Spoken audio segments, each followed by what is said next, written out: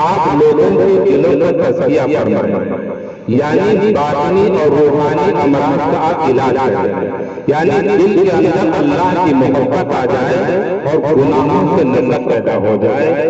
اسی بات کی فکر اور سوچ آج کے ہمارے مہمان مکرم مقبول محترم حضرت مولانا سید محمد طلحہ صاحب قاسمی نقشبندی دامت برکاتہ کی فکر اور سوچ ہے۔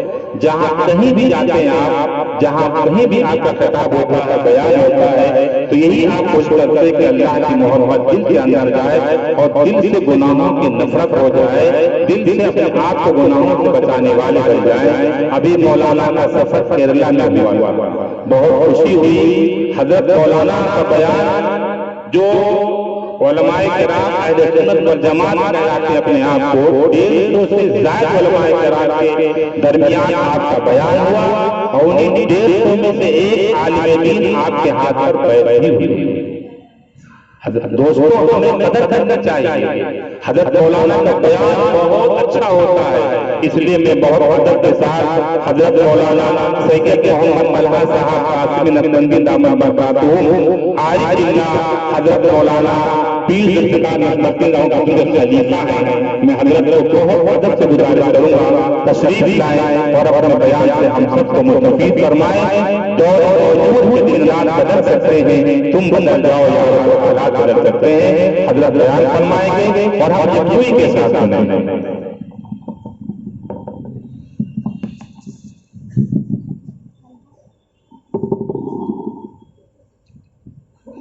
الحمد للہ رب العالمین والصلاة والسلام على سیدنا محمد سید الاولین وعلى آلہ وصحبہ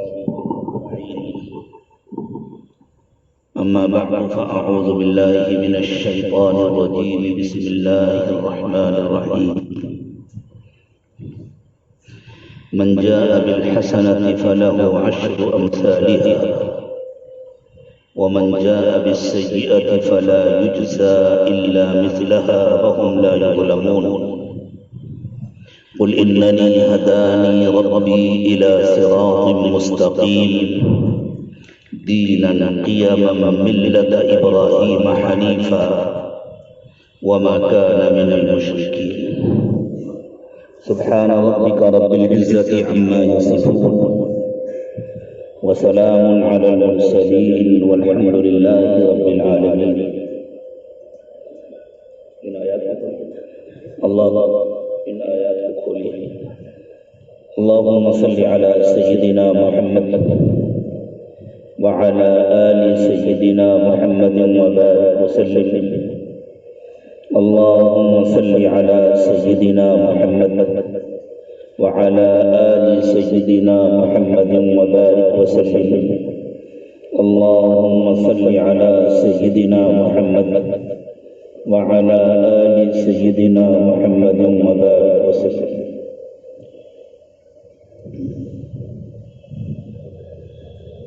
اللہ تعالیٰ نے انسانوں کو سمجھانے کے لیے قرآن پاک میں یہ بات ارشاد فرمائی کہ انسانوں ہمارے تمہارے درمیان ایک سودا ہوا ہے۔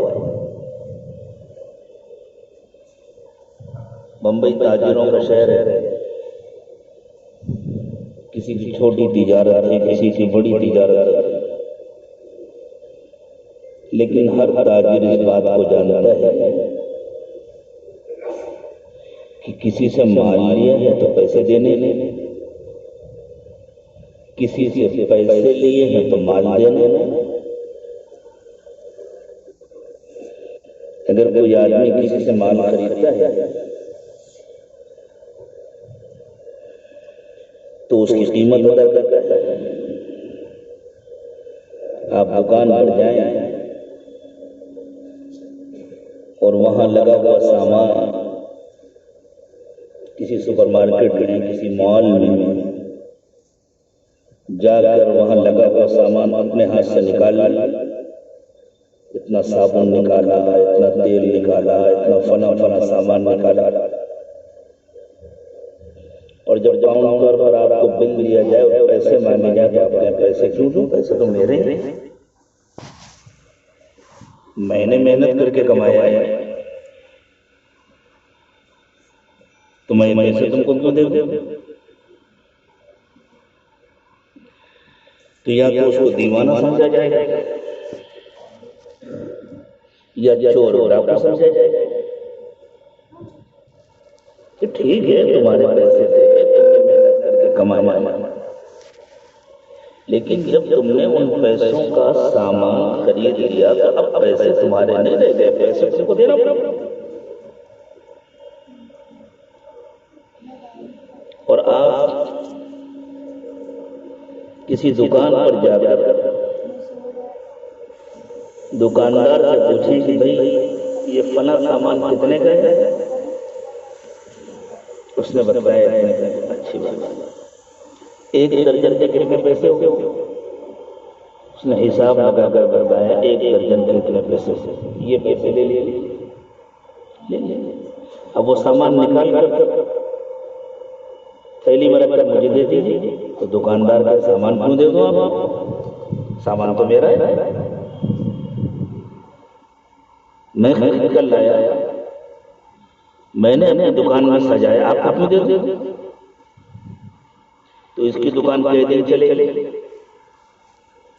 اگر آپ کے محلے میں کوئی دکاندار یا آپ کی دکان پر کوئی گاہک ایسی ناسمجھی کی باتیں کرے تو آپ اس کو اچھا اور سمجھدار انسان مانیں گے؟ کوئی ہے سمجھ میں جو ایسے انسان کو سمجھدار انسان کہے؟ اور اگر یہ غلطی آپ کا سگا بھائی کر رہا ہو تو آپ اس کو سمجھائیں گے یا نہیں سمجھائیں گے؟ آپ کا بیٹا کر رہا ہو تو آپ اس کو ڈانٹیں گے یا نہیں ڈانٹیں گے؟ یہ کیا بیوقوفی ہے؟ جب سامان لیا تو پیسے دو، اور جب پیسے لیا تو سامان دو، یہی شرافت کا تقاضا ہے۔ ایک شریف آدمی پیسے لیتا ہے تو سامان دیتا ہے، سامان لیتا ہے تو پیسے دیتا ہے۔ ہم اپنی زندگیوں میں غور کریں، ہم کیا کر رہے ہیں اللہ کے ساتھ؟ اللہ تعالیٰ نے فرمایا کہ ایمان والو ہم نے تم سے ایک سودا کیا ہے، ان اللہ اشتری من المؤمنین انفسهم واموالهم بان لهم الجنہ، جنت میں تو ہم بڑے دعوے لگا رہے ہیں، جنت تو گویا ہماری بالکل پکی ہے، ہم اپنے آپ کو جنت کا حقدار سمجھتے ہیں، اللہ بنا دے،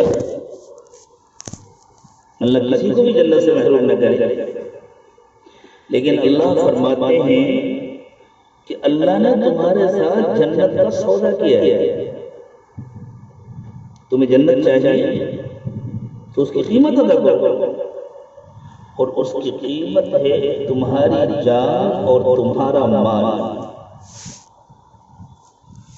جان کا یہ مطلب نہیں ہے کہ بس کل لٹک جاؤ پھندے پر، سولی پر چڑھ جاؤ اور اپنی جان لے جاؤ، نہیں، جان کا مطلب تمہاری پوری زندگی اب اس کو اللہ کے سپرد کرو،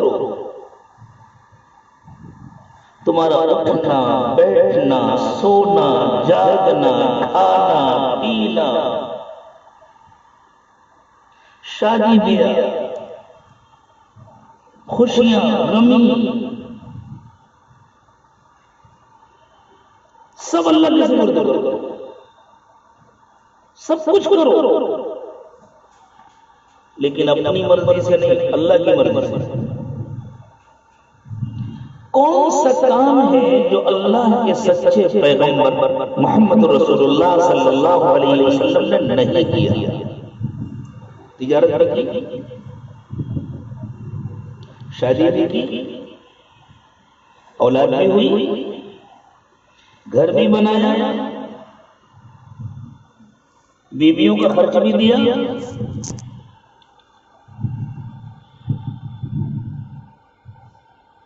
ان کی خوشیوں میں بھی شریک ہوئے،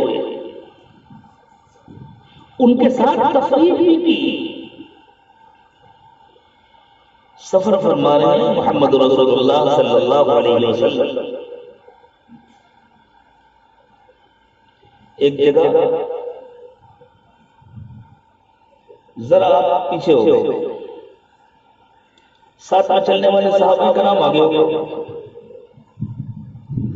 جنگل ہے، پردے کا مسئلہ نہیں، آپ نے اپنی اہلیہ محترمہ حضرت عائشہ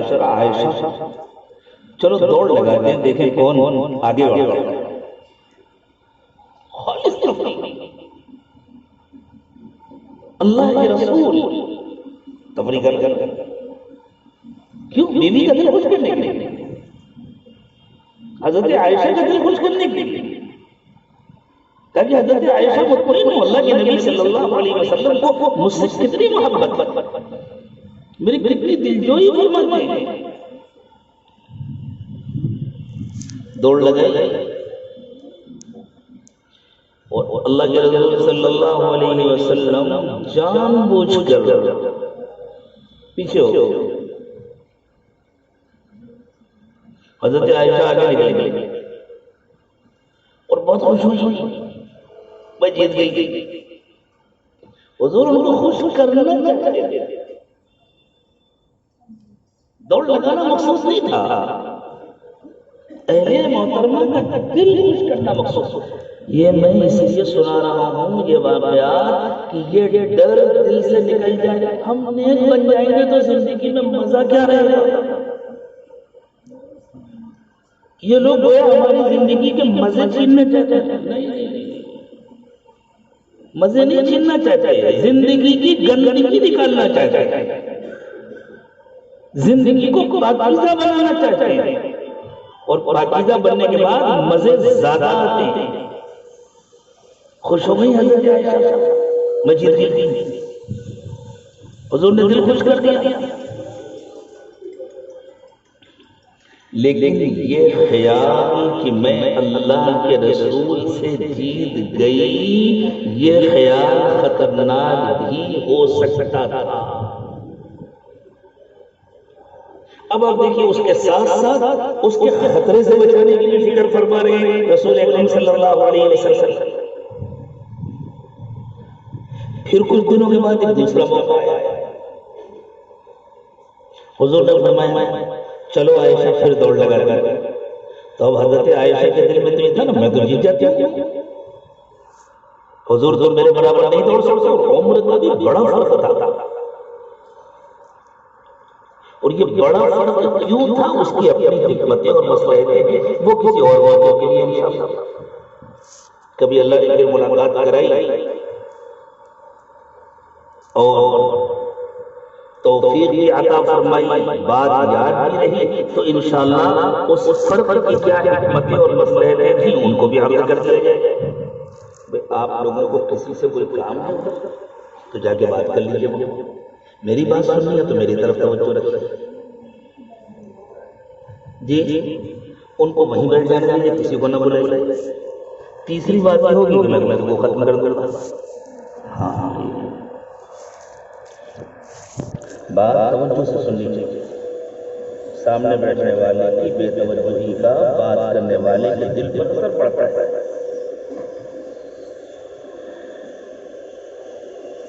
تو اللہ تو حضرت عائشہ کے دل میں تھا نا کہ میں تو جیت جاتی ہوں، اب یہ حضور جان بوجھ کر کرتے ہیں دوڑے، اور حضور بولے دوڑنا چاہیں تو کون مقابلہ کر سکتا؟ صحابہ کرام فرماتے ہیں کہ رسول اللہ صلی اللہ علیہ وسلم کی عام چال اتنی تیز ہوتی تھی کہ ہمارے اور حضور کے درمیان بار بار اتنا فاصلہ ہو جاتا تھا عام رفتار سے چلنے میں کہ ہمیں دوڑ کر فاصلے کو ختم کرنا پڑا۔ اب نبی صلی اللہ علیہ وسلم آگے ہو گئے، حضرت عائشہ پیچھے ہو گئے، تاکہ حضرت عائشہ کے دل سے یہ خیال نکل جائے میں ہمیشہ حضور کو جیت جاتی ہوں، اس لیے یہ خیال خطرناک ہو سکتا تھا۔ تو دیکھیں دل بھی خوش کر رہے ہیں، ایمان کی حفاظت بھی کر رہے ہیں۔ اب ہار جانے کی وجہ سے حضرت عائشہ کو ایک ملال آیا، ایک افسوس ہوا میں ہار گئی۔ اب حضور تسلی دے رہے ہیں، عائشہ یہ کون سی خاص بات ہے، ایک بار تم جیت گئی تھی، ایک بار میں جیت گیا، برابر ہو گیا، تم کبھی تھی اس بار تم جیت گئی تھی، میں جیت گیا، برابر۔ یہ تفریح نہیں، تفریح کی اللہ کے رسول صلی اللہ علیہ وسلم محبت کا اظہار کیا عربوں کے ہاں۔ ایک لوک کہانی تھی، ہر معاشرے میں، ہر سماج میں کچھ قصے مشہور ہوتے ہیں، کچھ کہانیاں ہوتی ہیں۔ تو عربوں کے ہاں ایک کہانی مشہور تھی، اور جب پانی بھرنے جاتی تھی، ہم لوگوں کے ابھی یوپی میں جو عورتیں پانی بھرنے کے لیے دور دور جایا کرتی تھی، تو ان کا ٹائم کیسے پاس ہو، ان کی مشقت کیسے حل ہو، وہ آپس میں باتیں کرتی تھی۔ اب کتنی باتیں کریں گی، ایک دوسرے کے کتنے احوال پوچھیں گے، خیریت پوچھیں گے، تو وہ کہانیاں سناتی تھی، اپنی اپنی زندگی کے تجربات، اپنی اپنی کہانی۔ تو ایک کہانی مشہور تھی عربوں میں کہ کچھ عورتیں کنویں پر یا کسی چشمے پر پانی بھرنے کے لیے گئیں اور اپنا اپنا قصہ سنانے لگیں، اور پھر ایک عورت نے اپنا قصہ سنایا کہ میرا شوہر مجھ سے اتنی محبت کرتا تھا، میرے لیے اچھے سے اچھے کھانے کا انتظام کرتا تھا، مجھے عمدہ جانور ذبح کر کے ان کے کھانے کھلاتا تھا، میرے لیے گھی لاتا تھا، مکھن لاتا تھا، یہ کھلاتا تھا، وہ کھلاتا تھا، اور اخیر میں جا کر وہ بتاتی ہے لیکن اخیر میں پھر اس نے مجھے چھوڑ دیا۔ کوئی ایسی بات ہوئی کہ اس نے مجھے چھوڑ دیا۔ اس کہانی کی کوئی سند نہیں ہے، لیکن عربوں کی روزمرہ کی زندگی میں یہ کہانی مشہور ہے۔ حدیث میں یہ پورا واقعہ موجود ہے کہ اللہ کے رسول صلی اللہ علیہ وسلم بیٹھ کر حضرت عائشہ کو یہ کہانی سنا رہے ہیں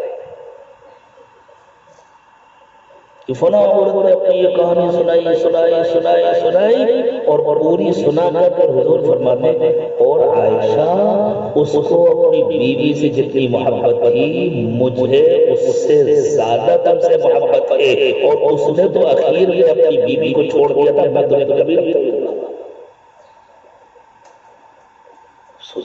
یہ گفتگو ہو رہی ہے اللہ کے رسول صلی اللہ علیہ وسلم کے گھر۔ پیغمبر کے گھر میں قرآن پڑھا جائے یہ بات سمجھ میں آتی ہے، نماز پڑھی جائے یہ بات سمجھ میں آتی ہے، دین کے احکام و مسائل بتائے جائے یہ بات سمجھ میں آتی ہے۔ کسی عام انسان نے یہ سوچا تھا کہ پیغمبر کے گھر میں یہ باتیں بھی ہوتی تھی، لیکن یہ بھی ہوتی ہے۔ سب کچھ کیا ہے اللہ کے رسول صلی اللہ علیہ وسلم نے، لیکن اللہ کی مرضی کے مطابق کیا ہے، اللہ کی مرضی کے خلاف کوئی کام نہیں کیا۔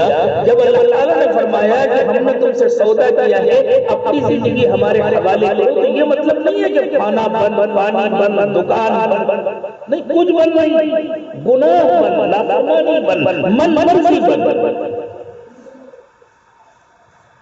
نفس اور شیطان کا اتباع بند، کاروبار بھی کیا حضور اکرم صلی اللہ علیہ وسلم۔ آپ بازار جا کر خود اپنے لیے بھی سامان خرید لیتے تھے۔ ایک صحابی اپنے آپ کو دیکھا حال بتاتے ہیں کہ میں نے دیکھا کہ اللہ کے رسول صلی اللہ علیہ وسلم مدینے کے بازار تشریف لے گئے اور وہاں آپ نے اپنے لیے کرتا خریدا، خادموں کی کمی نہیں تھی، حضور جس سے کہہ دیتے وہ بازار جا کر لے آتا تھا، لیکن اللہ کے نبی صلی اللہ علیہ وسلم امت کو نمونہ دینا چاہتے تھے کہ اللہ والا بننے کا یہ مطلب نہیں ہے کہ تم بیکار ہو جاؤ، ناکارہ ہو جاؤ، کچھ نہ کر سکو۔ دیکھو میں قیامت تک جتنے اللہ والے بنیں گے ان سب کے لیے نمونہ ہوں، اور دیکھو میں بازار جا کر سامان خرید رہا ہوں۔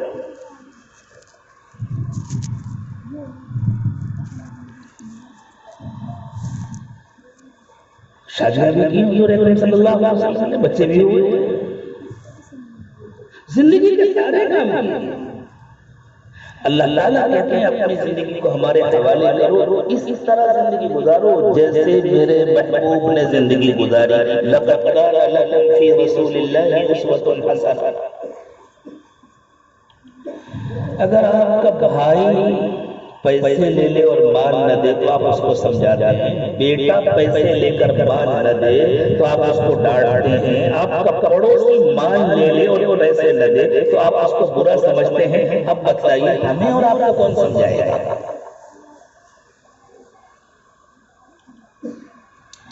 تو اللہ تعالیٰ کی ایک دکاندار میں اور اللہ میں بہت فرق ہے۔ دکاندار پیسے لیتا ہے، مال دیتا ہے، وہ مال پہلے سے آپ کا نہیں تھا، اور آپ مال دیتے ہیں، گاہک سے پیسے لیتے ہیں، وہ پیسے پہلے سے آپ کے نہیں تھے۔ اللہ کا معاملہ تو یہ ہے کہ اللہ ہم سے جو مانگ رہے ہیں وہ پہلے سے اللہ ہی کا ہے۔ ہماری جان اللہ کی ہے نا، ہم نے تو اس کو نہیں بنایا، ہم نے تو اس کو نہیں پیدا کیا، ہمارا مال بھی اللہ کا دیا ہوا ہے، ہم نے تو اس کو نہیں بنایا۔ کتنے لوگ ہیں جو ہم سے زیادہ سمجھدار ہیں، ہم سے زیادہ عقل مند ہیں، ہم سے زیادہ پڑھے لکھے ہیں، ہم سے زیادہ خوبصورت ہیں، ہم سے زیادہ اچھے خاندانوں کے ہیں، اور اتنے نہیں کما پاتے کہ ہم کما لیتے ہیں۔ یبسط الرزق لمن یشاء ویقدر، اللہ جس کو چاہتے ہیں زیادہ دیتے ہیں، جس کو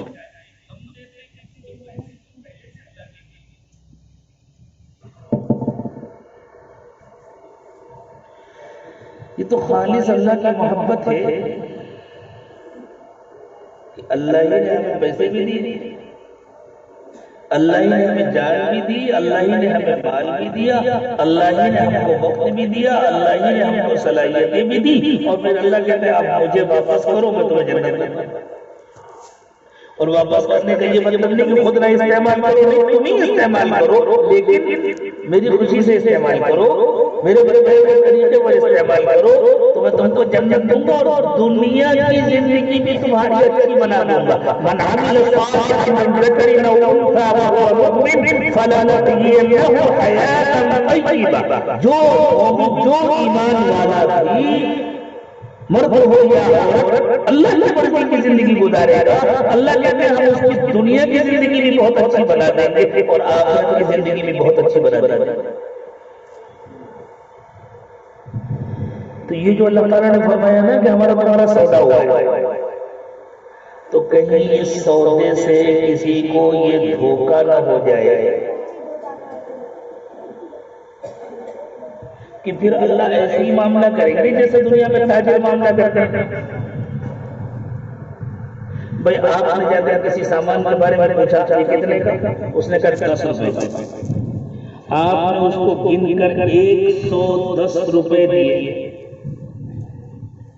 وہ سامان بڑھنا دے گا 11,000 دے گا نا۔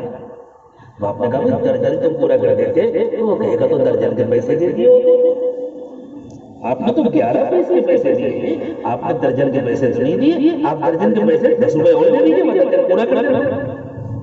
ایسا ہوتا ہے کہ نہیں؟ اچھا کسی دکاندار نے آپ کو کوئی سامان 11 پیسے دیا،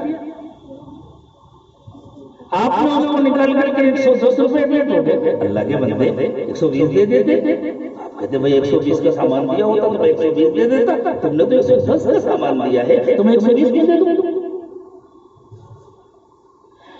اس نے 110 کا سامان دیا، آپ نے 110 روپے دیے، یہ ظلم تو نہیں ہے نا؟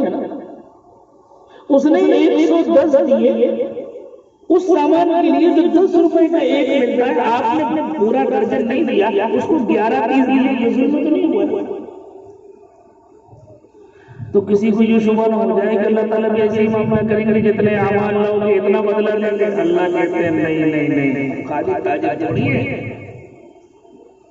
ہم نے تو تاجروں والی مثال دی تھی تم کو سمجھانے کے لیے، اس لیے کہ تم تاجر ہو، ہم تو تمہارے رب ہیں، ہم تو رحمان و رحیم ہیں، ہم تو رؤوف ہیں، کریم ہیں، حنان ہیں، منان ہیں۔ انسانوں ہمیں تم سے اتنی محبت ہے کہ تم سوچ نہیں سکتے۔ ساری دنیا کی ماں کی محبت کو جمع کر لیا جائے تو وہ اللہ کی اس محبت کا مقابلہ نہیں کر سکتی جو اللہ تعالیٰ کو محبت ہے اپنے بندوں اور بندیوں سے. یہ محبت کی تو بات ہے کہ زندگی بھر کا پاپی اخیر عمر میں نادم ہو کر شرمندہ ہو کر آنسو بہا کر کے معافی مانگتا ہے. اللہ پچھلی ساری زندگی کے گناہوں کو معاف کر دیتا ہے.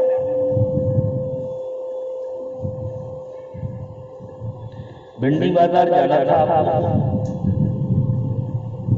گوونڈی سے چلے مین روڈ پر پہنچے تو اب بائیں طرف آپ کو جانا چاہیے بھنڈی بازار، آپ بائیں طرف چل چل پہنچ گئے کھانا.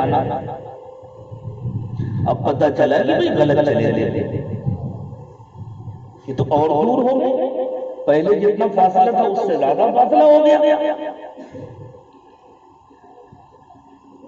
بہت پریشان ہوئے لوٹے تو جس جگہ سے غلط مڑے تھے وہاں سے جتنی دور گئے تھے اتنا ہی سفر کر کے واپس آئیں گے تب اس جگہ پہنچیں گے جہاں غلطی ہوئی تھی. ایسا ہوگا؟ اگر 5 کلومیٹر چلے گئے تھے تو 5 کلومیٹر واپس آنا پڑے گا تب صحیح سفر شروع ہوگا، اور اگر 10 کلومیٹر چلے گئے تھے تو 10 کلومیٹر واپس آنا پڑے گا تب سفر شروع ہوگا. ایسے ہی ہوگا نا دنیا میں. 15 سال کی عمر میں ایک شخص بالغ ہوا، اب اس نے شعور کے ساتھ ذمہ داریوں کے راستے پر سفر شروع کیا. اسے زندگی اللہ کی مرضی کی گزارنا چاہیے. اس نے شروع کر دی شیطان کی مرضی کی زندگی. 75 سال کا ہو گیا تو غلط راستے پر کتنے دیر سفر کیا؟ 60 سال کیا نا. 15 سال ہم اس کے بچپن کے نکال دیں تو 60 سال اس نے غلط راستے پر سفر کیا نا. تو ہمارے اصول کے مطابق تو پہلے 60 سال اس کو نیکیاں کرنا چاہیے تب صحیح راستے پر اس کا سفر شروع ہو. اگر اللہ کی شرط لگا دیتے پہلے 60 سال میری عبادت کرو، پہلے 60 سال بغیر نافرمانی کی زندگی گزارو تب تک تمہاری توبہ قبول کروں گا ورنہ نہیں قبول کروں گا، تو کہاں سے لا لے گئے 60 سال جینے کے لیے؟ یہ خالص اللہ کی محبت ہے کہ اللہ فرماتے ہیں اچھا ابھی سمجھ میں آ گیا، ابھی آنکھیں کھل گئی، چلو میں ابھی توبہ قبول کر لیتا ہوں، اب اس کے بعد میری نافرمانی نہ کرنا. اب بندہ بیٹھ کے رو رہا ہے. نئے زمانے میں تو 60-70 کے بیچ میں اکثر لوگ رخصت ہو جاتے ہیں. کوئی بہت جیا تو 70 سے 80 تک پہنچ گیا عام طور سے. اللہ میں جتنی بھی نہیں کیا کرتا ہوں یہ جو 60 سال میں نے گناہ کیے ہیں اگر آپ میرے گناہ معاف بھی کر دیں تو میری 60 سال کی زندگی تو ضائع ہو گئی نا.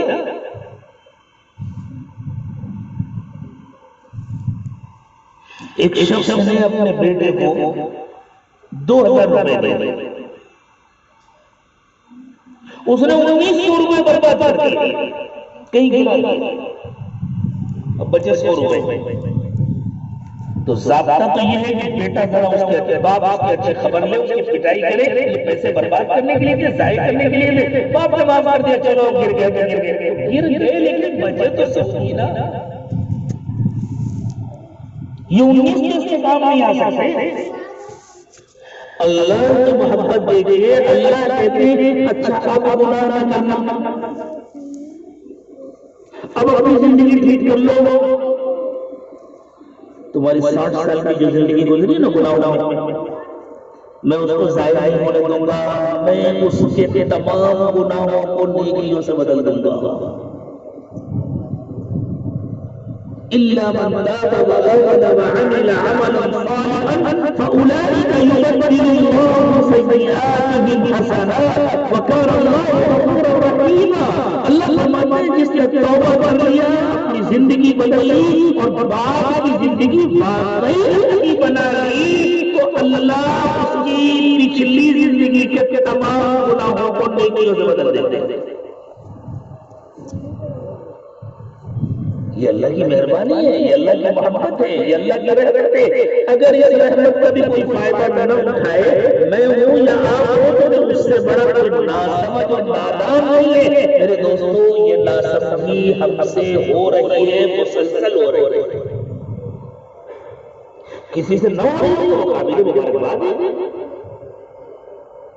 لیکن ہم سے اکثر سے یہ ناسمجھی ہو رہی ہے۔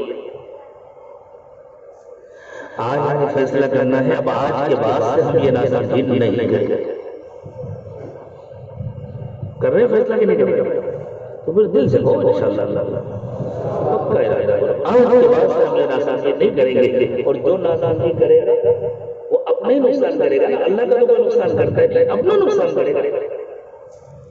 تو یہ اللہ تعالیٰ کی محبت ہے، یہ اللہ کی مہربانی ہے۔ اس لیے اللہ نے فرمایا کہ ہم تمہارے ساتھ کاروباری معاملہ نہیں کریں گے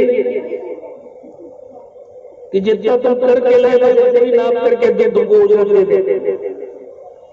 ہم تمہارے ساتھ رحمت کا معاملہ کریں گے، اور رحمت کا معاملہ یہ ہے کہ تم جو نیک کام کرو گے ہم کم از کم اس کا 10 گنا اجر تمہیں دیں گے، کم از کم 10 گنا اجر۔ لیکن چونکہ ہمیں انسانوں سے بڑی محبت ہے، تمام بندوں اور بندیوں سے محبت ہے، ہم ان کو جہنم سے بچانا چاہتے ہیں۔ انصاف کا تقاضا یہ ہے کہ جب ہم ان کو انعام دے رہے ہیں، نیکیوں پر جنت دے رہے ہیں، تو جو نافرمانی کرے اس کو سزا دیں، لیکن سزا کے سلسلے میں ہم نے ضابطہ یہ بنایا ہے کہ جتنا گناہ کرو اتنی ہی سزا دیں گے، بڑھا کر نہیں دیں گے۔ جتنا گناہ کرو گے سزا اتنی ہی دیں گے، بڑھا کر نہیں دیں گے۔ یہ تو ایسے ہی ہے جیسے کوئی مارکیٹ میں آج کل انڈا کتنے کا بک رہا ہے جی 6 روپے، تو 10 انڈے کتنے کی ہوگی؟ ماشاءاللہ تاجر لوگ نے حساب لگایا، ایک بچے کو 10 انڈے دیے، یہ پہنچا کر گیا، راستے میں اس کے سانس ٹوٹ گئے، 5 روپے پہنچا جائے، اور اس سے کہہ دیا گیا دیکھو جتنے پہنچاؤ گے اس کی قیمت ملے گی، جو گراؤ گے اس کے پیسے تمہیں بھرنے پڑیں گے، پہنچاؤ گے انعام ملے گا، گراؤ گے پیسے تمہیں ملیں گے۔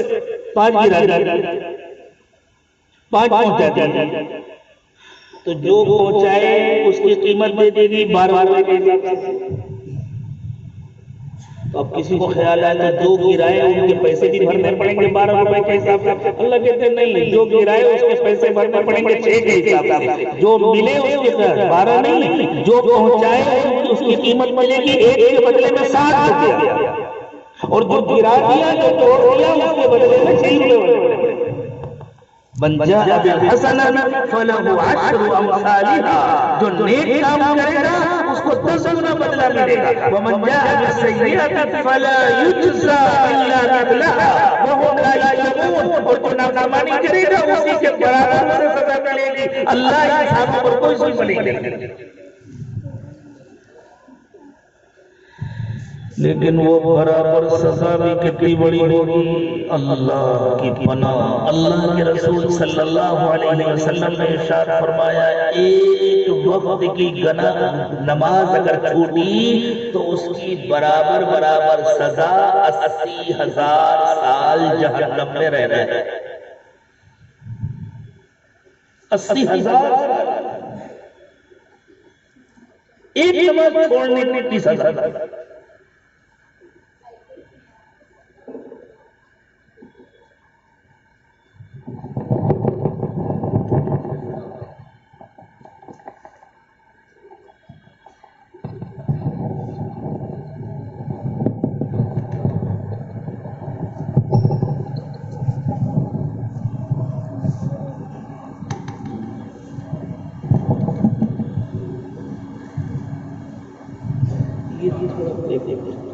اگر میں چلا ہوا تو اس کو تھوڑا کم کرو تو بیلنس ضلع کرنے کے لیے ادھر اور ڈیلا اس کو پیچھے اب نہیں گرے گا یہ کڑی کڑی کڑی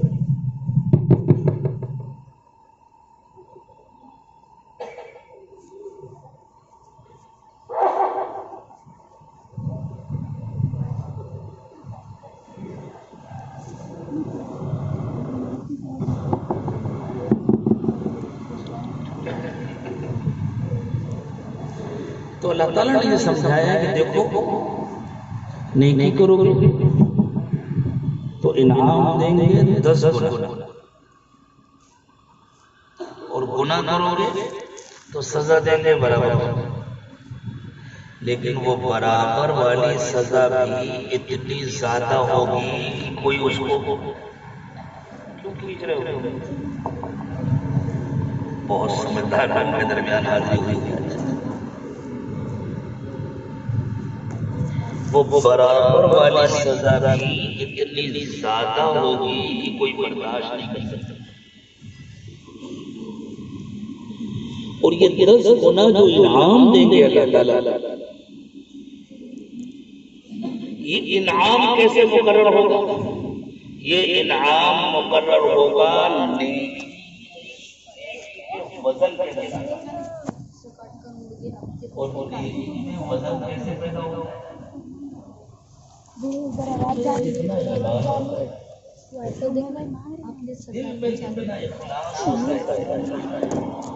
اور دل میں اللہ جتنی زیادہ محبت، جتنی زیادہ اللہ کی محبت ہوگی اتنی زیادہ اللہ والوں کی محبت ہوگی، اللہ کے رسول صلی اللہ علیہ وسلم کی محبت ہوگی، اولیاء اللہ کی محبت ہوگی. جتنی زیادہ دل میں محبت ہوتی ہے اللہ کی، اللہ کے رسول کی اور اللہ والوں کی، اتنا عمل کا وزن بڑھتا ہے. اور وزن کے اعتبار سے اللہ کے ہاں قیمت مقرر ہوتی ہے. اس کو سمجھیں، بات سمجھ میں آ گیا. ایک باکس لے 1 بائی 1 1 فٹ اونچا، 1 فٹ چوڑا، 1 فٹ لمبا ایک پٹھے کا باکس لے اور اس کے اندر روئی بھر دیں. ایک دوسرا باکس لے کر کے اس میں لوہا تو سائز میں دونوں کو برابر ہے، لیکن کانٹے پر رکھیں وزن برابر ہے. بات سمجھ میں آ رہی ہے؟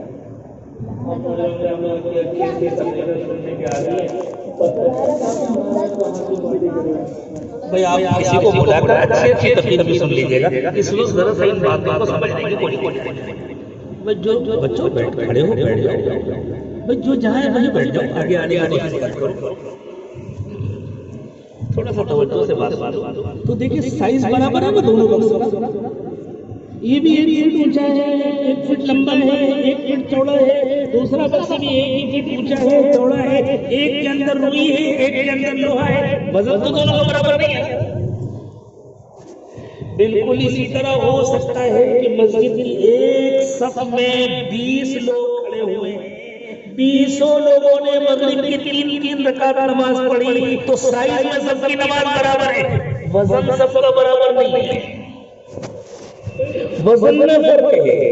جس کے دل میں اللہ کی محبت جتنی زیادہ ہے، جس کے دل میں اخلاص جتنا زیادہ ہے، جس کی نیت جتنی کامل و مکمل ہے، اس کی نماز کا وزن اتنا زیادہ ہے. اور جس کے دل میں اخلاص جتنا کم ہے، اس کی نماز کا وزن اتنا کم ہے.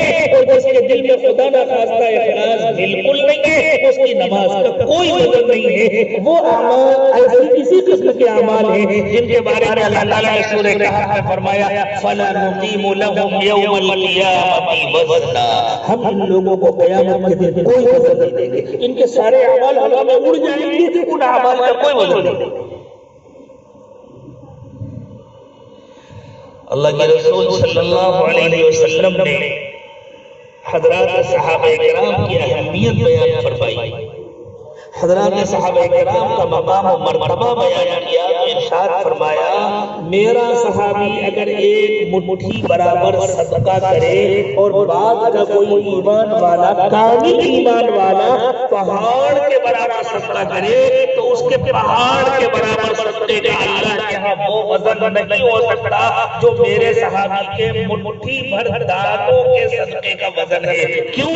اس لیے کہ یہ وزن ظاہر کے سائز کو دیکھ کر اللہ کے یہاں نہیں مقرر ہوتا، یہ وزن دل میں ایمان اور اخلاص ہے اس سے مقرر ہوتا ہے۔ اور بعد والے وہ اخلاص کہاں سے لائیں گے جو اخلاص اللہ کے صحابہ کرام کے دلوں میں تھا؟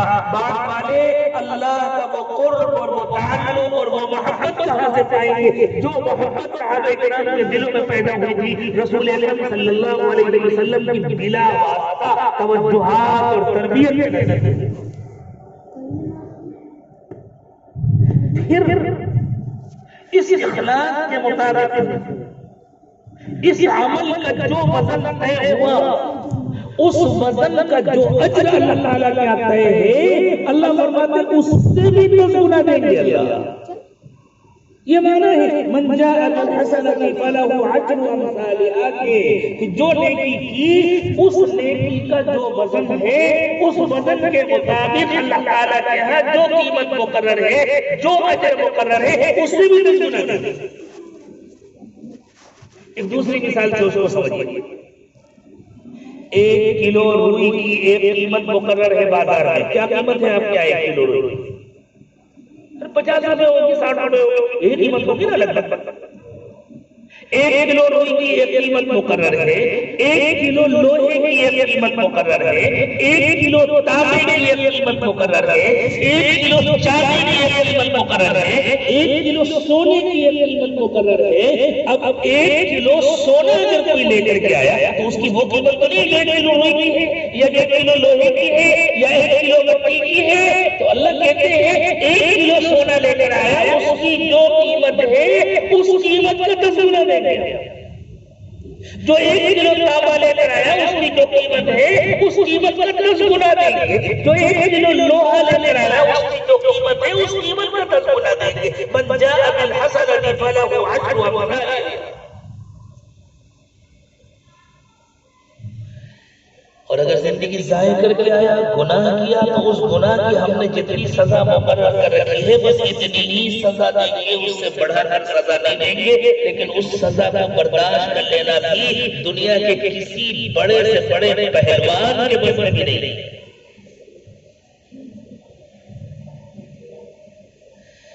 یہ باتیں میرے دوستو کہنا مشکل نہیں ہے، سننا بھی مشکل نہیں ہے،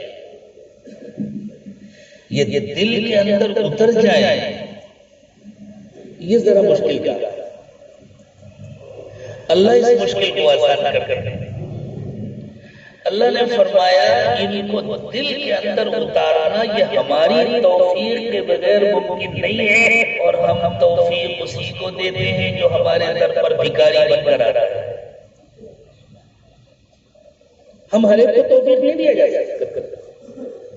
اللہ سے مستغنی ہو کر انسان علم حاصل کر سکتا ہے، اللہ سے غافل ہو کر انسان بڑا سے بڑا عالم ہو سکتا ہے، محقق ہو سکتا ہے، مفکر ہو سکتا ہے، مقرر ہو سکتا ہے، خطیب ہو سکتا ہے، حافظ ہو سکتا ہے، عالم ہو سکتا ہے، مفتی ہو سکتا ہے، تاجر ہو سکتا ہے، وزیر ہو سکتا ہے، امیر ہو سکتا ہے، لیکن اللہ سے غافل ہو کر کے اللہ والا نہیں ہو سکتا۔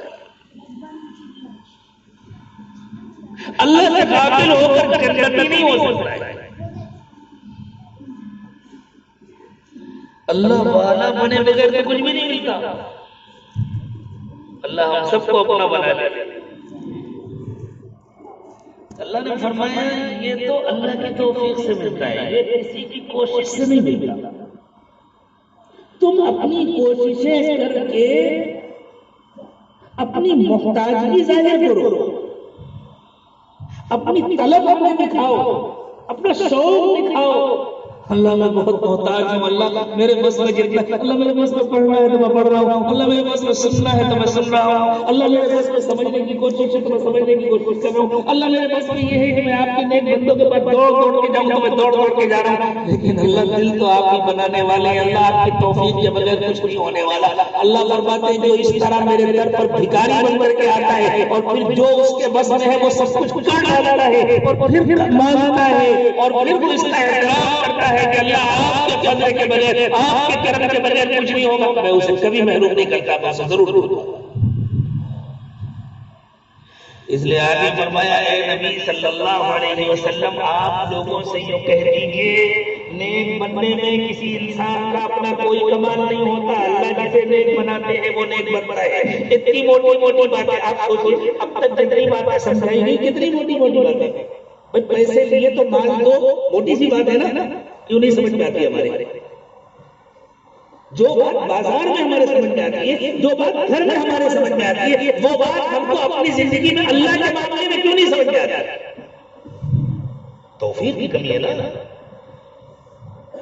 ہم بنتے بنتے جھکے نہیں اب تک، ہم نے اپنے کو بہت سمجھدار سمجھا، بہت عقل مند سمجھا، بہت پڑھا لکھا سمجھا۔ جو بڑا بنتا ہے اللہ اسے کچھ نہیں دیتے، جو چھوٹا بنتا ہے اللہ اسے دنیا میں بھی عزت دیتے ہیں، آخرت میں بھی عزت دیتے ہیں۔ من تواضع للہ رفعہ اللہ، جو اللہ کے لیے چھوٹا بن جاتا ہے اللہ اس کو سب سے بڑا بنا دیتا ہے۔ جو اللہ کے لیے بک جاتا ہے، اپنے کو خاک میں ملا لیتا ہے، اللہ اسے لوگوں کے سروں کا تاج بنا دیتے ہیں، لوگ اسے اپنے سر پر رکھتے ہیں۔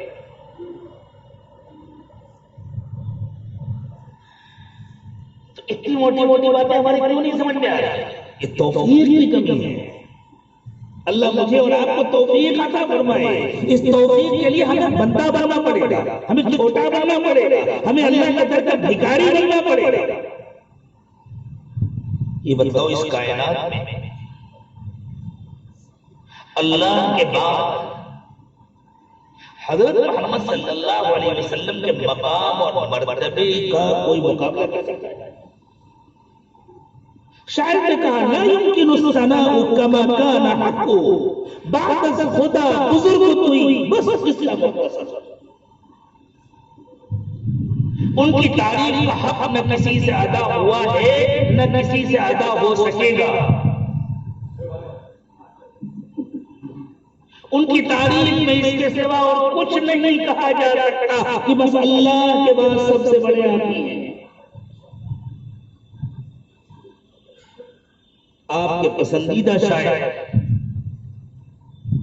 آپ کے پیارے مداح حضرت حسان بن ثابت رضی اللہ تعالی عنہ ارشاد فرماتے ہیں وَأَحْسَنَ مِنْكَ لَمْ تَرَ قَطُّ عَيْنِي وَأَجْمَلَ مِنْكَ لَمْ تَلِدِ النِّسَاءُ خُلِقْتَ مُبَرَّأً مِنْ كُلِّ عَيْبٍ كَأَنَّكَ قَدْ خُلِقْتَ كَمَا تَشَاءُ۔ کسی آنکھ نے آپ سے اچھی شکل نہیں دیکھی، کسی ماں نے آپ سے زیادہ خوبصورت بچہ نہیں جانا۔ آپ تو ظاہری باطنی ہر قسم کے عیوب سے، ہر قسم کی کمزوریوں سے ایسے پاک و صاف ہیں کہ لگتا ہے جیسے اللہ نے آپ سے پوچھا پیارے محمد بتاؤ کیسا بنا دوں، اور آپ نے جیسا کہا ویسا بنا دیا۔ خلقت مبرأ من كل عيب كأنك قد خلقت كما تشاء۔ شیخ سعدی فرماتے ہیں بلغ العلا بکمالہ، ان کے کمالات کا کیا ٹھکانا تھا، سب سے بلند مقام پا لیا انہوں نے اپنے کمال سے۔ کشف الدجى بجمالہ، ان کے حسن و جمال کا کیا کہنا، جہاں جدھر ان کا چہرہ ہو جائے ادھر کے اندھیرے غائب ہو جاتے ہیں، روشنی روشنی ہو جاتی ہے۔ حسنت جمیع خصالہ، ان کی زندگی میں تو ہر بات بس خوبصورت ہی خوبصورت ہے۔ صلو علیہ وآلہ، ایمان والو ہمارا کام تو یہ ہے کہ ہم بس اس کو درود و سلام کا تحفہ دیتے ہیں۔ آپ سے بلند مقام کس کا ہو سکتا ہے؟ لیکن اللہ تعالیٰ فرما رہے ہیں نبی صلی اللہ علیہ وسلم آپ لوگوں سے یوں کہیے، ہمیں اور آپ کو سمجھانے کے لیے آپ یوں کہیے یہ جو دین کی باتیں مجھے سمجھ میں آ رہی ہیں اور میں تم کو سمجھا رہا ہوں، یہ بھی میرے اللہ کا فضل ہے۔ اللہ کے فضل کے بغیر کوئی حقیقت کسی کے سمجھ میں نہیں آتی، اللہ کے فضل و کرم کے بغیر کسی کو ہدایت نہیں ملتی۔ تو جب اللہ کے رسول سے یہ کہلایا جا رہا ہے تو ہم اور آپ اللہ کے فضل کے کتنے محتاج ہیں؟ اللہ کے رسول سے کہا جا رہا ہے قل اننی ہدانی ربی الی صراط مستقیم، آپ فرما دیجئے میرے رب نے مجھے سیدھا راستہ دکھایا ہے۔ ہمیں یہ موٹی موٹی باتیں کیوں نہیں سمجھ میں آتی؟ مجھے پھر کہہ رہے ہیں ہمیں یہ موٹی موٹی باتیں کیوں نہیں سمجھ میں آتی؟ اس لیے کہ ہم نے اپنے رب کا در چھوڑ دیا ہے اور اللہ نے ہمیں اپنی توفیق سے محروم کر دیا ہے۔ ہمیں اپنے گھر کے اندر جو باتیں سمجھ میں آتی ہیں، ہمیں اپنے دکان کے اندر جو باتیں سمجھ میں آتی ہیں، ہم کو اپنی روزمرہ کی مادی زندگی میں جو باتیں سمجھ میں آتی ہیں، وہی باتیں ہمیں اپنے اور اللہ کے درمیان ہونے والے معاملات میں نہیں سمجھ میں آتی۔ اللہ اس بے توفیقی سے ہمیں نجات دے اور اللہ اپنی توفیق کی ارزانی فرمائے، اللہ ہم سب کو توفیق عطا فرمائے۔ تو اللہ تعالیٰ اپنے نبی صلی اللہ علیہ وسلم سے فرما رہے ہیں قل اننی ہدانی ربی الی صراط مستقیم، آپ فرما دیجئے میرے رب نے مجھے سیدھے راستے پر چلایا ہے۔ اللہ مجھے اور آپ کو بھی سیدھے راستے پر چلایا ہے۔ جس راستے پر اللہ تعالیٰ نے اپنے نبی صلی اللہ علیہ وسلم کو چلایا ہے، اللہ اس راستے پر مجھے اور آپ کو بھی چلایا ہے۔ اور چلنے کا راستہ، چلنے کا طریقہ وہی ہے کہ ہم حضرت محمد صلی اللہ علیہ وسلم کے پیچھے پیچھے چلے، جیسے ڈبے انجن سے جڑتے جا رہے ہیں، جس منزل پر انجن جاتا ہے اسی منزل پر ڈبے بھی پہنچ جاتے ہیں۔ ہم بھی اپنے انجن سے جڑ جائیں، جتنے ڈبے ہم سے آگے جڑے ہوئے اس کے پیچھے ہم جڑ جائیں۔ ماشاءاللہ یہاں تو بہت بڑی تعداد میں یو پی والے لوگ، اب ٹرین میں بیٹھے آپ، انجن جا رہا ہے مثلاً لکھنؤ، تو پہلا ڈبہ بھی لکھنؤ جائے گا، پانچواں بھی لکھنؤ جائے گا، 20واں بھی لکھنؤ جائے گا، سمجھ جائیں گے نا؟ اب ایک 20واں ڈبہ بھی جوڑنا ہے تو کس کے ساتھ جوڑو گے؟ انجن کے ساتھ جوڑو گے یا 20واں ڈبے کے ساتھ جوڑو گے؟ 20ویں ڈبے کے ساتھ جڑے گا اور وہیں جائے گا جہاں انجن جا رہا ہے۔ ایک اور ڈبہ جڑنا ہے وہ 21ویں ڈبے کے ساتھ جڑے گا اور وہیں جائے گا جہاں انجن جا رہا ہے۔ اللہ کرے کہ یہ ترتیب سمجھ میں آ جائے۔ ہم سے پہلے جو جڑے ہوئے ہیں محمد رسول اللہ صلی اللہ علیہ وسلم سے ہم لوگ کے ساتھ جڑ جائیں، پھر وہی توفیق ملے گی جو حضرت محمد صلی اللہ علیہ وسلم کو اور آپ کے صدقے میں، آپ کے طفیل میں، آپ کے فیضان قلبی کے نتیجے میں ان سب کو ملی جو ہم سے پہلے والوں کو ملی، ان سب کو ملی جو ہم سے پہلے ہیں۔ انشاءاللہ وہی توفیق ہمیں بھی مل جائے گی۔ قل اننی ہدانی ربی الی صراط مستقیم، آپ کہہ دیجئے کہ میرے رب نے مجھے سیدھا راستہ دکھایا ہے، دین قیما، یہ پکا طریقہ ہے، یہ کھڑا دین ہے، ہماری اپنی زبان میں یہ بالکل کھڑا دین ہے، جس میں کہیں کوئی کمزوری نہیں ہے، کہیں کوئی کھوٹ نہیں ہے۔ ملت ابراہیم حنیفا، یہ ہم سب کے باپ، ہم سب کے دادا، ہم سب کے بزرگ، ہم سب کے جد امجد حضرت ابراہیم کا طریقہ ہے۔ اور کیا ہے اس طریقے کی خصوصیت؟ یہ سیدھے اللہ تک پہنچاتا ہے، ادھر ادھر کہیں نہیں جانے دیتا۔ وما كان من المشرکین، حضرت ابراہیم شرک نہیں کرتے تھے۔ ہم مسلمان لوگ، کلمہ پڑھنے والے لوگ صرف بت پرستی کو شرک سمجھتے ہیں۔ قرآن نے کہا بت پرستی سے زیادہ خطرناک شرک نفس پرستی کا شرک ہے۔ بت پرستی تو شرک ہے، لیکن نفس پرستی کا شرک اس سے زیادہ خطرناک شرک ہے۔ بت پرستی چھوڑنا آسان ہے نفس پرستی چھوڑنے کے مقابلے۔ یہ قرآن پاک کی گواہی ہے۔ اللہ تعالیٰ نے فرمایا افرأیت من اتخذ الہہ ہواہ، آپ نے اس شخص کو دیکھا جس نے اپنی خواہشات کو اپنا معبود بنایا ہوا ہے۔ ہم اپنا جائزہ لے لیں، ہمارا کیا؟ کلمہ اللہ اور اس کے رسول کا چہرہ میری پسند کا کیا ہے؟ یہ نفس پرستی کا شرک نہیں؟ کلمہ اللہ اور اس کے رسول کا، بیٹے اور بیٹے کی شادی ہوگی میری پسند سے، اور کوئی سمجھانے آ جائے بولے صاحب ایک ہی بیٹا ہے اور اللہ نے ہمیں نوازا نہیں ہے، سبحان اللہ۔ اللہ حلیم نہ ہوتے نا تو ان جملوں پر آسمان پھٹ کر گر جاتا۔ ایک بات کہی تھی کچھ انسانوں نے، کچھ لوگوں نے یوں کہا کہ حضرت عیسیٰ اللہ کے بیٹے ہیں۔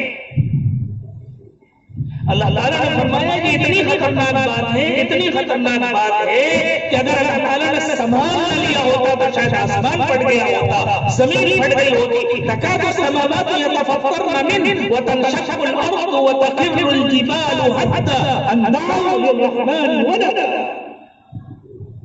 ارے آسمان پھٹ گیا ہوتا، زمین کھسک گئی ہوتی، پہاڑ ریزے ریزے ہو گئے ہوتے ان کے جملے کی وجہ سے کہ اللہ کا بھی کوئی بیٹا ہے۔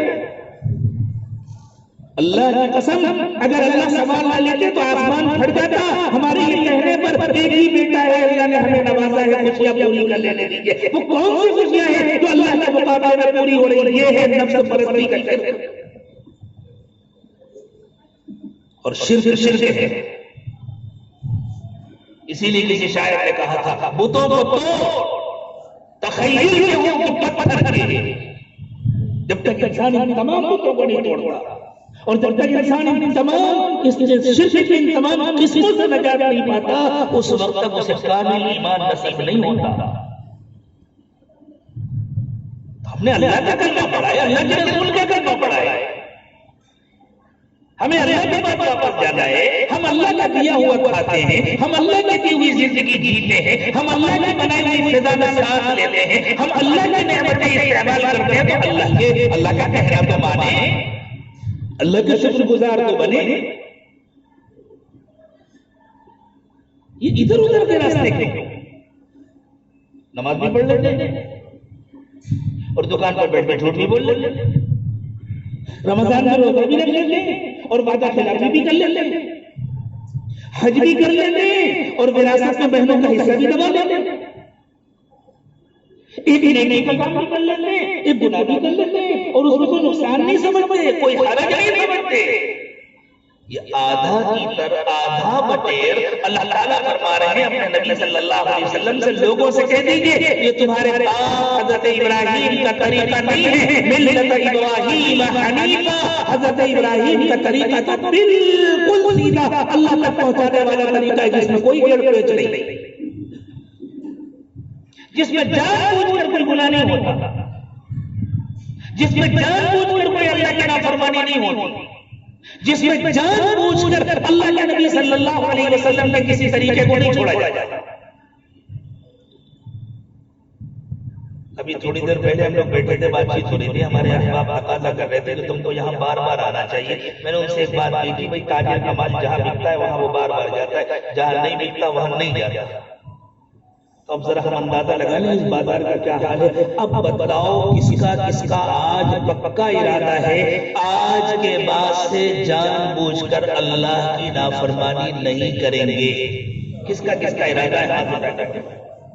آج کے بعد سے جان بوجھ کر حضرت محمد صلی اللہ علیہ وسلم کا کوئی طریقہ نہیں چھوڑیں گے انشاءاللہ۔ یہ ہے حنیفیت۔ حنیفیت کی یہ معنی نہیں کہ انسان سے کبھی گناہ نہ ہو، انسان ہے، وہ کتنا بھی نیک بن جائے فرشتہ نہیں بنے گا۔ جیسے دیکھیں ہم انسان ہیں، یہ لوہا ہے، اس کو 5 دن کھڑا رکھو یہ تھکے گا، 5 سال کھڑا رکھو، 5 صدیاں کھڑا رکھو یہ تھکے گا، یہ بنے گی اسی طرح۔ لیکن ہم کو اگر 5 گھنٹے کھڑا کیا جائے تو ہم تھک جائیں گے، تو ہمارا تھک جانا کوئی عیب تھوڑی ہے، ہم انسان ہیں، ہم کمزور ہیں، خلق الانسان ضعیفا۔ اللہ تعالیٰ نے خود بتلایا انسانوں تم یہ طے کرو ہم جان بوجھ کر اللہ کی نافرمانی نہیں کریں گے۔ کبھی انجانے میں اگر ہو گئی نافرمانی، کبھی بے خیالی میں ہو گئی نافرمانی، کبھی چلے جا رہے تھے، جیسے کہیں پانی پڑا تھا پیر پھسل گیا، ہوتا ہے نا، اسی طرح کہیں شیطان نے پانی ڈال دیا تھا اور نفس پھسل گیا. تو بھائی اگر چلے جا رہے تھے پیر پھسل گیا گر گئے تو کیا کرتے ہیں؟ گر گئے تو پڑے رہتے ہیں یا جلدی سے اڑ جاتے ہیں؟ جلدی سے اڑ جاتے ہیں. چلو اب تو گر ہی گئے، اب صبح اٹھیں گے. عشاء کی نماز پڑھ کے نکلے تھے، مسجد سے باہر نکلے، پیر پھسل گیا، گر گیا، کہنے لگے اب تو گر ہی گئے نا، گھر جا کے بھی تو سونے ہی ہے، یہیں لیٹے رہتے، فجر میں اٹھیں گے پھر مسجد چلے جائیں گے. ہے کوئی عقل مند ایسا ہی سوچ میں کیا کرتے ہیں بھائی؟ گر جاتے ہو تو کیا کرتے ہو؟ فوراً اٹھ جاتے ہو نا.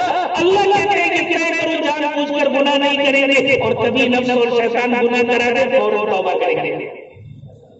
کریں گے نا انشاءاللہ.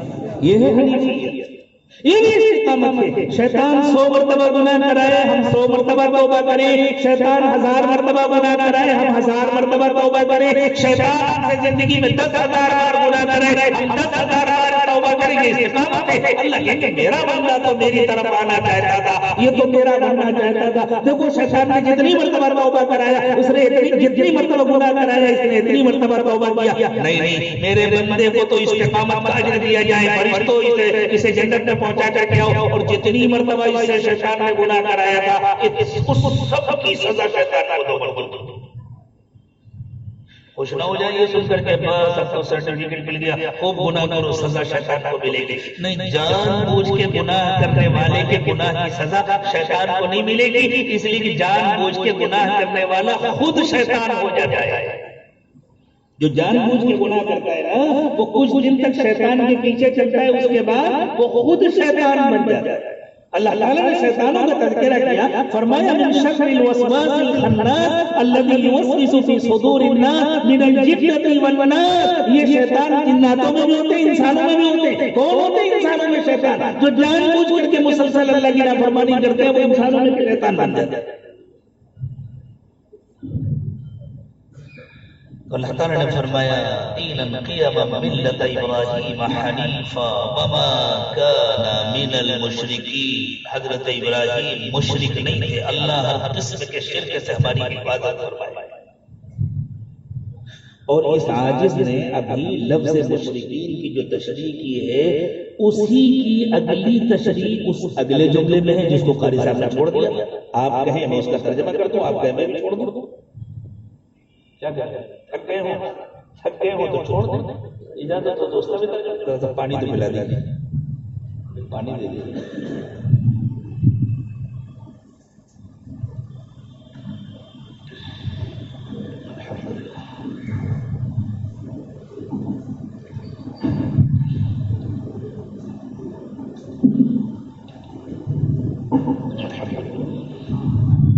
ہاں تو اللہ تعالیٰ نے فرمایا کہ اب ذرا ان لوگوں کو بتلا دیجئے کہ اللہ چاہتے کیا ہے.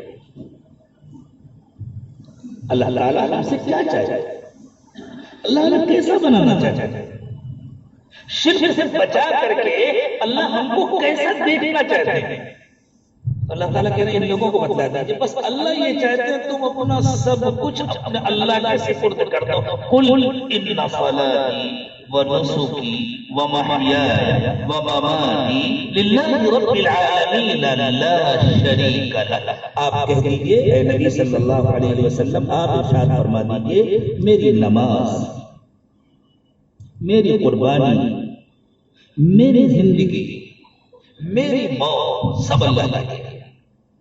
میں جیتا ہوں اللہ کے لیے، مرتا ہوں اللہ کے لیے، میں کھاتا ہوں اللہ کے لیے، پیتا ہوں اللہ کے لیے، میں شادی بیاہ کرتا ہوں اللہ کے لیے، میں بال بچوں کو پالتا ہوں اللہ کے لیے، میں کاروبار کرتا ہوں اللہ کے لیے، میں کسی طرح مسجد میں نماز پڑھتا ہوں اللہ کے لیے، اسی طرح دکان میں کاروبار کرتا ہوں اللہ کے لیے. یعنی جس طرح میری نماز اللہ کے حکم کی پابند ہوتی ہے. آپ نماز پڑھ رہے ہیں اور کسی نے آ کر کے کہا مسجد میں کوئی داخل ہوا السلام علیکم ورحمۃ اللہ، آپ کو خیال ہے سلام کا جواب دینا واجب ہے، تو آپ نماز کے اندر وعلیکم السلام اور پھر رکوع میں چلے گئے، نماز ہوگی؟ دیتے ہیں جواب؟ کیوں نہیں دیتے؟ اللہ نے منع کیا. تو جس اللہ نے نماز کے اندر کسی کو جواب دینے سے منع کیا اس اللہ نے کاروبار میں جھوٹ بولنے سے بھی تو منع کیا نہیں کیا. یہ کون سا اسلام ہے؟ یہ کون سا ایمان ہے؟ نماز میں اللہ کا کہنا مانتے ہیں، بازار میں اللہ کا کہنا نہیں مانتے. اس اللہ نے شادی بیاہ میں فضول خرچی سے بھی تو منع کیا ہے، اس اللہ نے نگاہوں کے غلط استعمال سے بھی تو منع کیا ہے، اس اللہ نے غلط سوچنے سے بھی تو منع کیا ہے۔ تو اللہ تعالیٰ کے نبی صلی اللہ علیہ وسلم کے ذریعے یہ کہلایا جا رہا ہے ہم مشرک نہیں ہیں، ہم حضرت ابراہیم کے طریقے پر چل رہے ہیں۔ اس کا مطلب کیا ہے؟ اس کا مطلب یہ ہے کہ ہماری پوری زندگی اللہ کی مرضی کے مطابق ہو جائے۔ ان صلاتی و نسکی و محیای و مماتی للہ رب العالمین لا شریک لہ۔ اے نبی صلی اللہ علیہ وسلم آپ لوگوں سے کہہ دیجئے میری نماز، میری قربانی، میری زندگی، میری موت سب اللہ کے لیے ہے جو رب العالمین ہے، میں اس کے ساتھ کسی کو شریک نہیں کرتا۔ وبذالک امرت، اور مجھے اسی کا حکم ملا ہے، وانا اول المسلمین، اور سب سے پہلے اس کی پابندی میں کر رہا ہوں۔ ایمان والوں میرے ساتھ جنت میں آنا چاہتے ہو تو میرے پیچھے پیچھے اسی کی پابندی کرتے کرتے چلتے جاؤ۔ اللہ اس کی توفیق مجھے بھی عطا فرمائے، آپ کو بھی عطا فرمائے۔ تو میرے دوستو آج ہم سب سچی پکی نیت کر لیں، بہت آسان ہے، سچی نیت کر لیں۔ اللہ اب تک جو ہو گیا ہم اقرار کرتے ہیں، اعتراف کرتے ہیں، ہم اقراری مجرم ہیں، ہمیں معاف کر دیجئے۔ اللہ آج کے بعد سے ہم جان بوجھ کر آپ کی نافرمانی نہیں کریں گے۔ ابھی انشاءاللہ توبہ کے باقاعدہ کلمات پڑھائی جائیں گے، اس سے پہلے ہم ان کا کام کرتے ہیں۔ ذرا یہ دو کتابیں لے کر کے آئے ہیں، اور دونوں کتابیں میرے شیخ و مرشد حضرت پیر ذوالفقار صاحب دامت برکاتہم کی ہیں، جن کے فیض سے اتنی دیر سے آپ فائدہ اٹھا رہے تھے۔ ہم تو ڈاکیہ ہیں، ہمارا کام تو ڈاک پہنچانا ہے، اصل تو اللہ والوں کا پیغام ہے جو آپ کی خدمت میں پیش کیا جا رہا ہے۔ تو جن کے فیض سے آپ فائدہ اٹھا رہے تھے اور اتنی دیر تک آپ کو کچھ نفع محسوس ہو رہا تھا نا، تو اگر آپ ان کی کتابوں کو لے جا کر اپنے گھر میں پڑھیں گے، گھر والوں کو سنائیں گے، تو انشاءاللہ سب کو نفع ہوگا، اور اللہ نے چاہا تو گھر کا ماحول بدلے گا۔ اس زمانے کا بہت بڑا مسئلہ ہے، بہت بڑا مسئلہ ہے بے حیائی۔ بے حیائی سے کیسے بچیں، حیا اور پاک دامنی کی زندگی کیسے گزاریں، حضرت نے اس کو تفصیل سے بیان کیا، اور اسی سلسلے کے اور حضرت کے بیانات ہیں جن کا عنوان ہے گناہ سے کیسے بچیں۔ یہ دونوں کتابیں لے کر ہمارے دوست شکیل بھائی آپ کی خدمت میں حاضر ہوئے، آپ لے جائیں، ان کو لے جائیں گے تو انشاءاللہ فائدہ ہوگا۔ اب آپ نے ابھی جو نیت کی تھی کہ اب انشاءاللہ گناہوں سے بچیں گے، اس کے لیے بہتر طریقہ یہ ہے کہ سب لوگ سچی پکی توبہ کی نیت سے ان کلمات کو پڑھ لیں۔ جو مرد اور جو خواتین سلسلے میں داخل ہونا چاہتے ہیں وہ بیعت کی نیت بھی کر لیں، سلسلے میں داخل ہونے کی نیت کر لیں، اور ان کلمات کو ساتھ ساتھ پڑھیں۔ بسم اللہ الرحمن الرحیم، لا الہ الا اللہ محمد رسول اللہ صلی اللہ علیہ وسلم، آمنت باللہ وملائکتہ وکتبہ ورسلہ والیوم الآخر والقدر خیرہ وشرہ من اللہ تعالی والبعث بعد الموت، آمنت باللہ کما ہوا بأسمائہ وصفاتہ وقبلت جمیع احکامہ، اشہد ان لا الہ الا اللہ واشہد ان محمدا عبدہ ورسولہ، استغفر اللہ ربی من کل ذنب واتوب الیہ برحمتک یا ارحم الراحمین۔ ہمارے بزرگوں نے کچھ معمولات بتلائے ہیں، ان کو غور سے سنیں اور پھر ان کی پابندی بھی کریں، مرد بھی پابندی کریں، خواتین بھی پابندی کریں، تو انشاءاللہ اس بیان کا پورا فائدہ حاصل ہوگا۔ صبح و شام کی تسبیحات پڑھا کریں، ایک تسبیح استغفار کی، استغفر اللہ ربی من کل ذنب واتوب الیہ، ایک تسبیح درود شریف کی، اللہم صلی علی سیدنا محمد وعلی آل سیدنا محمد وبارک وسلم۔ اگر کسی دن بہت زیادہ مصروفیت میں وقت گزرا اور بالکل موقع نہیں مل سکا تو کم از کم اس کی کوشش کر لیں کہ صبح اور شام ملا کر تو ایک تسبیح ہو جائے۔ اسی طرح روزانہ قرآن پاک کی تلاوت کریں، ایک پارہ روز تلاوت ہو اور ایک مہینے میں قرآن مکمل ہو جائے، یہ بہت اعلیٰ ہے۔ حفاظ اپنی منزل کے اعتبار سے پڑھیں، لیکن اگر نہیں ہو سکتا ایک بارہ تو جتنا آسانی سے ہو سکے اتنا تلاوت کریں، لیکن اس کا خیال رکھیں کہ قرآن صحیح پڑھنا واجب ہے۔ اگر کسی وجہ سے بچپن میں صحیح پڑھنا نہیں سیکھ سکے تھے تو اب کوشش کریں، کسی کی خوشامد کریں لیکن قرآن صحیح پڑھنا سیکھیں۔ چلتے پھرتے اٹھتے بیٹھتے ہر وقت دل میں اللہ کا خیال رکھیں، اور دل میں اللہ کی محبت بڑھانے کے لیے اور اللہ کی یاد میں تھوڑی دیر کے لیے کھو جانے کے لیے، اللہ کی یاد میں کھو جانا یہ بھی مطلوب ہے۔ سورہ مزمل میں اللہ تعالیٰ نے اپنے نبی صلی اللہ علیہ وسلم کو حکم دیا، ارشاد فرمایا وَاذْكُرِ اسْمَ رَبِّكَ وَتَبَتَّلْ إِلَيْهِ تَبْتِيلًا۔ آپ اس طرح اپنے رب کا نام لیا کریں کہ بس اللہ کی یاد میں کھو جایا کریں، ہر چیز سے آپ کا رشتہ کٹ جائے، صرف اللہ سے جڑ جائے۔ اس کے لیے جو مشق کرائی جاتی ہے اس کو مراقبہ کہتے ہیں، کہ آنکھ بند کر کے سر کو جھکا کر کے پورا دھیان اپنے دل پر جمع کر بندہ بیٹھے، دل کو اللہ کی طرف متوجہ کرے اور بس یہ خیال کرے کہ اللہ کی رحمت میرے دل میں آ رہی ہے اور میرا دل اللہ اللہ اللہ اللہ کہہ رہا ہے، اور اسے کسی چیز کا خیال نہ رہے، نہ زمین کا نہ آسمان کا، حتیٰ کہ نہ اپنی ذات کا۔ اتنا استغراق دھیرے دھیرے نصیب ہوتا ہے، لیکن جب مل جاتا ہے تو پھر کیا کہنے، کیسی لذت ملتی ہے اللہ کی یاد کی، اور کیسا نور آتا ہے دل کے اندر۔ پھر اللہ تعالیٰ دل جاری کر دیتے ہیں، پھر دل اللہ اللہ کہہ رہا ہے، اس کا احساس ہوتا ہے۔ اور آپ نے جس کے ہاتھوں پر بیعت کیا ہے، جس کو اپنا روحانی طبیب اور معالج بنایا ہے، کم از کم مہینے میں ایک مرتبہ اس کو اپنے حالات کی اطلاع کرنا۔ واٹس ایپ کے ذریعے اس زمانے میں تو سب لوگ واٹس ایپ استعمال کرتے ہیں، تقریباً سبھی استعمال کرتے ہیں۔ واٹس ایپ پر اپنے حالات لکھیں، نمبر معلوم ہو جائیں گے آپ کو ساتھیوں سے، اور جب بھی اپنے حالات لکھیں ہر مرتبہ اپنا نام اور اپنا مقام ضرور لکھیں۔ یہ نہ سوچیں ہم نے پچھلے مہینے جب لکھا تھا تو اپنا نام لکھ دیا تھا، وہ کافی ہو سکتا ہے کہ آپ کا پچھلے مہینے کا پیغام محفوظ ہی نہ ہو، یا دور جا کر کے دیکھنا آسان نہیں ہے، مصروفیت بہت زیادہ ہوتی ہے ہر مرتبہ۔ اور ویسے بھی کوئی شریف آدمی گمنام خط نہیں لکھا کرتا، اس لیے گمنام خط لکھنے کی عادت اچھی نہیں ہے۔ جب بھی کسی کو خط لکھے تو اپنا نام اور اپنا مقام ضرور لکھنا چاہیے۔ اتنا پابندی سے کریں، مرد بھی کریں اور خواتین بھی کریں، اور پھر اس کی برکتوں کو اپنی زندگی میں خود دیکھیں، آپ کو بھی محسوس ہوں گی برکتیں، آپ کے ساتھ رہنے والوں کو بھی انشاءاللہ برکتیں محسوس ہوں گی۔ یہ جو مراقبہ بتایا جا رہا ہے لطیفہ قلب کا مراقبہ، یہ ہمارے سلسلے کا پہلا سبق ہے۔ سلسلہ عالیہ نقشبندیہ کے 35 اسباب ہیں۔ جب اس پہلے سبق کی تکمیل ہو جاتی ہے پھر اگلے اسباب دیے جاتے ہیں، آہستہ آہستہ سبق پڑھتے ہیں، جس کا اللہ چاہتے ہیں اس کے پورے سبق مکمل کرا دیتے ہیں، یا اللہ جس کو جہاں تک پہنچانا چاہتے ہیں وہاں تک پہنچاتے ہیں۔ اگر سچی طلب کے ساتھ کوئی لگا ہوا ہے اور درمیان میں ہی اس کا وقت پورا ہو گیا، وہ 15-20 سبق تک پہنچا، 5-7 سبق تک پہنچا، اس کی نیت تو 35 اسباب مکمل کرنے کی اور اللہ کی کامل معرفت حاصل کرنے کی تھی، لیکن اس کا وقت پورا ہو گیا اور وہ دنیا سے رخصت ہو گیا، تو اللہ کہتے ہیں قیامت کے دن جب ہم اٹھائیں گے تو اس کو کامل علم میں اٹھائیں گے۔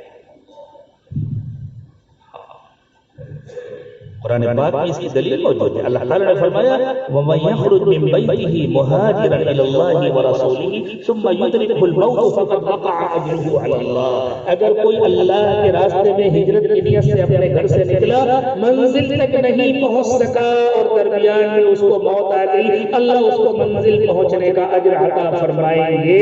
یہ اللہ کی طرف سے تسلی دی جا رہی ہے، تم سفر شروع کرو، اپنا کام شروع کرو، منزل تک پہنچنے کی فکر نکال دو، بس اپنا کام مسلسل کرتے رہو۔ دنیا میں پہنچے تو پہنچے، نہیں پہنچے تب بھی قیامت کے دن انہی لوگوں کے ساتھ کھڑا ہونا نصیب ہوگا جو منزل تک پہنچ کر دنیا سے گئے۔ اس سے بڑی تسلی کو اور کیا ثواب ہوگا، اس سے بڑا اور کیا انعام ہوگا۔ اللہ مجھے آپ کو سب کو توفیق عطا فرمائے۔ اب دعا سے پہلے تھوڑی دیر مراقبہ کر لیں، آنکھیں بند کر لیں، سر کو جھکا لیں، دنیا اور دنیا میں جو کچھ بھی ہے اس سب سے ہٹ کر اللہ کی یاد میں کھو جائیں۔ یہ نیت کریں کہ اللہ کی رحمت آ رہی ہے، میرے دل میں سما رہی ہے، میرے دل سے گناہوں کو دھو رہی ہے، اور میرا دل کہہ رہا ہے اللہ اللہ اللہ۔ زبان سے اللہ اللہ نہ کہیں، بس یہ نیت کریں کہ دل اللہ اللہ کہہ رہا ہے، میں سن رہا ہوں۔ مرد بھی مراقبہ کریں، خواتین بھی کریں۔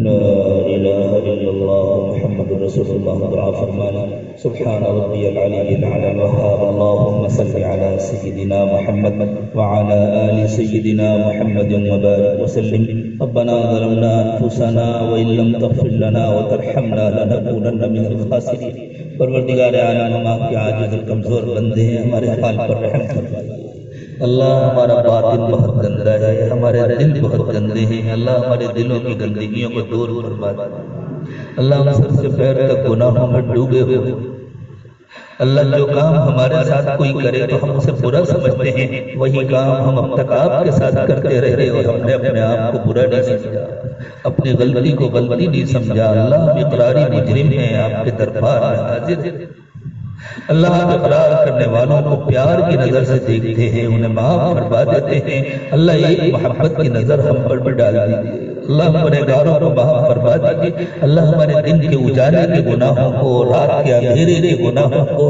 مجمع کے گناہوں کو تنہائیوں کے گناہوں کو اللہ چھوٹے گناہوں کو بڑے گناہوں کو اللہ جن گناہوں کو کر کے ہم نے یاد رکھا جن گناہوں کو کر کے ہم بھول گئے اللہ تمام گناہوں کو معاف فرما دیجیے اللہ تمام گناہوں کو معاف فرما دیجیے اللہ آج تو گناہوں سے پاک و صاف کر دیجیے اللہ دنیا میں تو آپ نے ہمارے گناہوں پر پردے ڈالے ہوئے ہیں اللہ قیامت کے دن تو سب کے پردے اٹھا دیے جائیں گے اللہ قیامت کے دن کی ذلت اور رسوائی سے ہماری حفاظت اللہ دنیا کی ذلت سے بھی حفاظت فرمائیے آخرت کی ذلت سے بھی حفاظت فرمائیے اللہ زمین اور آسمان کے بدلے بدلے تیور بتلا رہے ہیں کہ آپ ہم سے بہت ناراض ہو گئے ہیں اور اللہ ہم نے کام بھی ایسے کیے ہیں اللہ ہمارے گناہوں کو معاف فرما دیجیے اللہ اپنی ناراضگی کو اپنی رضا سے بدل دیجیے اللہ اپنی ناراضگی کو اپنی رضا سے بدل دیجیے اللہ بری زندگی بری موت برے انجام سے حفاظت فرمائیے اچھی زندگی اچھی موت اچھا انجام نصیب فرمائیے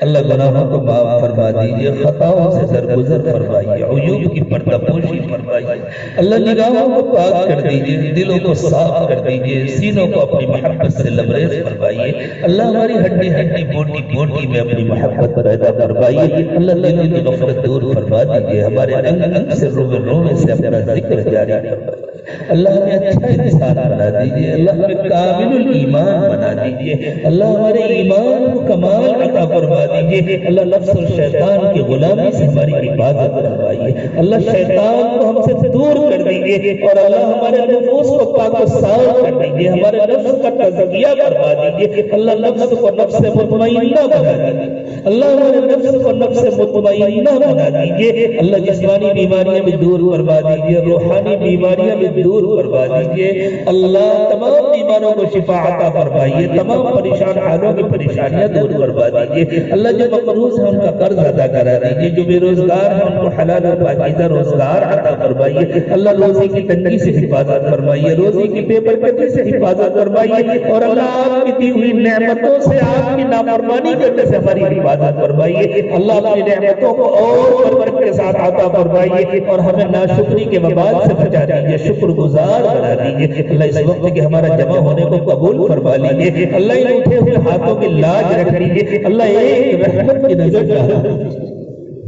اللہ ایک رحمت کی نظر ڈال دیجیے اللہ کی ہماری توبہ کو توبہ نصوح بنا دیجیے اللہ سچی توبہ بنا دیجیے حفاظت فرمائیے ٹوٹنے سے اس توبہ کی اللہ اللہ اس توبہ پر استقامت نصیب فرمائیے اللہ دین دنیا کی بھلائیوں سے مالا مال فرمائیے پیارے اللہ جو مانگا وہ بھی عطا فرمائیے جو مانگنا چاہیے نہیں مانگ سکے وہ بھی عطا فرمائیے مانگے بغیر عطا فرمائیے مانگنے کا سلیقہ عطا فرمائیے اللہ مرنے سے پہلے ہم سب کی مغفرت فرما لیجیے ہم سب کو اپنے اولیاء کاملین میں شامل فرما لیجیے اللہ ایک رحمت کی نظر ڈال دیجیے اللہ شیطان کو مایوس کر دیجیے شیطان کو ہم سے ہمیشہ کے لیے دور کر دیجیے اللہ شیطان سے ہماری حفاظت کا انتظام فرما دیجیے آگے سے پیچھے سے دائیں سے بائیں سے اوپر سے نیچے سے اللہ ہر جہت سے ہماری حفاظت فرمائیے اور اللہ اپنا بنا لیجیے اللہ اپنا بنا کر جینے اللہ آپ کا بن کر جینے اور آپ کا بن کر مرنے کی توفیق عطا فرمائیے ربنا تقبل منا انك انت السميع العليم وتب علينا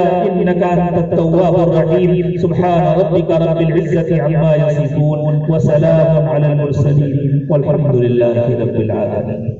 بھائی دیکھیں حالات ابھی بھی بہت زیادہ قابل اطمینان نہیں ہے ملنے جلنے سے بار بار ڈاکٹروں کی طرف سے اور خاص طور سے حکومت کی طرف سے منع کیا جا رہا ہے. اس لیے درخواست ہے کہ آج مسافہ نہیں ہو سکے گا. بس سلام اور اس کے جواب پر اکتفا کریں. السلام علیکم ورحمۃ اللہ وبرکاتہ.